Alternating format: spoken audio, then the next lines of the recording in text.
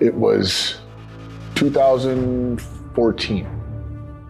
I could remember I was driving down the street and this guy, he cuts me off and I followed this guy, or he pulls over and what are you following me for? Blah, blah, blah. He gets out of his car, not knowing like the animal that was about to get out of his car. So I got out of my car and I grabbed this guy and I grab him and I slam him on the hood of his car. And all of a sudden I hear this scream, stop. It was my daughter in the front seat of my car. I completely had no idea that she was even there. And this guy looks up at me and he tells me, I feel sorry for your daughter. And I was like, in my mind, I was like, you're right. I feel sorry for her too. All I could do was agree with him and walk away with my head down, desperate to make a change. It was at that moment that I knew something had to change. And it was at that moment that I did my first experiential weekend to even tap into some of this work of transformation, of healing, of understanding.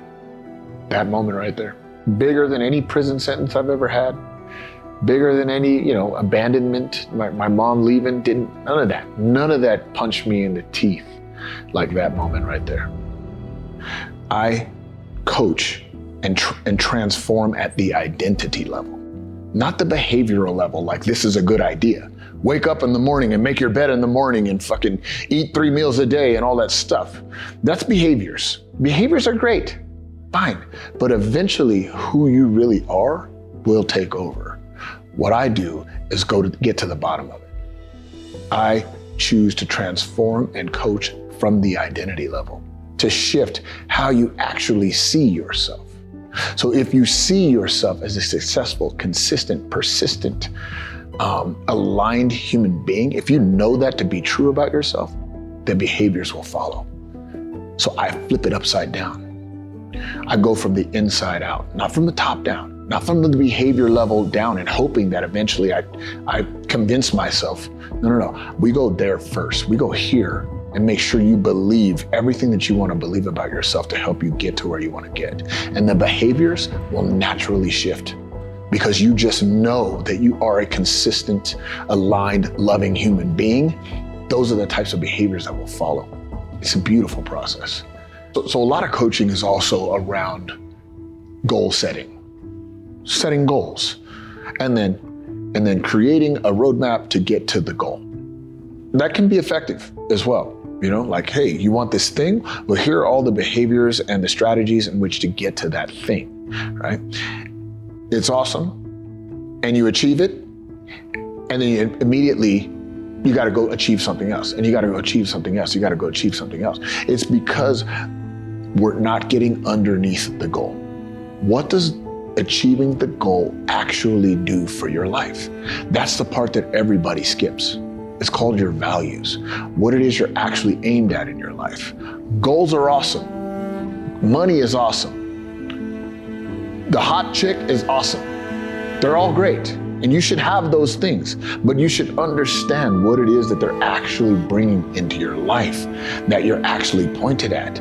That's what you're actually looking to achieve in your life. And if you can recognize that the goals are simply an avenue to get to the values, well, then the goals could be whatever you want them to be, because you already know what you're aiming at. And when you're aiming at that consistently and living inside of that consistently, you're living in your purpose. That's your actual purpose. That's who you were designed to be. And when you understand that, it's like all you have to do is look around you and recognize, wait a minute, I am all the things that I'm looking to create in my life.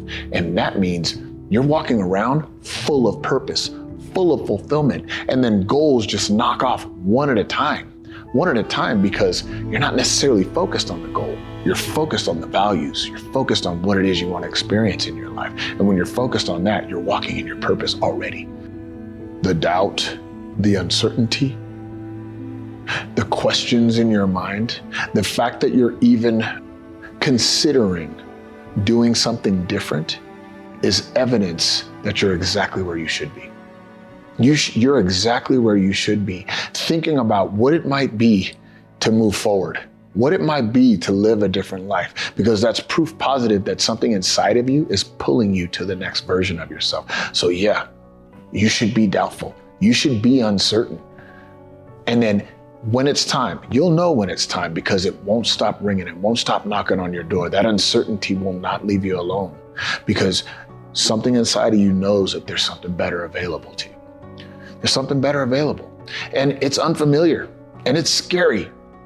It's scary, it's unfamiliar. But I promise you, as you start to take steps down this road of kind of even just going slowly and trying to see what might be available for me on the other side, you're gonna see just how congruent and how aligned and how the uncertainty is just gonna quiet down. If there's any part of this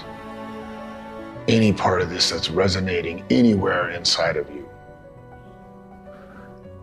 I encourage you to recognize that as the invitation to step to the next version of yourself,